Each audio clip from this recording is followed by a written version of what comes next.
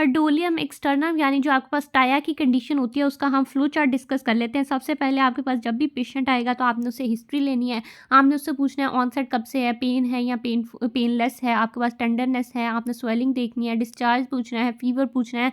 आपने इस तरह की कंडीशंस उससे पूछनी है। उसके बाद एग्जामिनेशन कैसे करनी है, आपने एग्जामिनेशन करनी है, आपने पालपेट करके देखना है तो आपको नोड्यूल नज़र आएगा।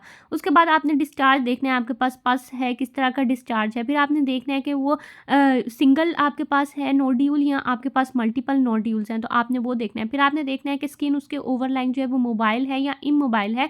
तो आपके पास जो स्टाया होगा उसके अंदर आपके पास स्किन जो होगी वो इमोबाइल होगी अबव जो आपके पास नोड्यूल होगा उसके ऊपर।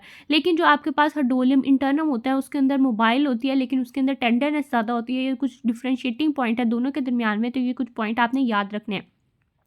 उसके बाद जी हमारे पास आ जाता है इसका डिफरेंशियल डायग्नोसिस क्या होता है। तो आप हर्डोलियम इंटरनम लिख सकते हैं या आपके पास सेकेंडरी इन्फेक्टेड क्लेजियन आ सकता है। उसके बाद जब भी आपके पास ट्रीटमेंट आती है तो ट्रीटमेंट को आपने 3 पॉइंट्स के अंदर डिवाइड करना है। सबसे पहले आपके पास कंजर्वेटिव ट्रीटमेंट है, फिर आपके पास मेडिकल ट्रीटमेंट है और फिर आपके पास सर्जिकल ट्रीटमेंट है।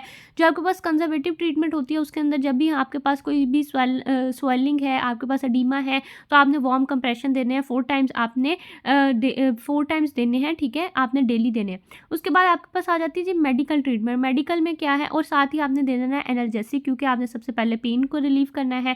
उसके बाद आपने देनी है जी सिस्टेमिक एंटीबायोटिक्स क्योंकि आपने पस वगैरह को ठीक करना है, आपने टॉपिकल एंटीबायोटिक्स दे देनी है।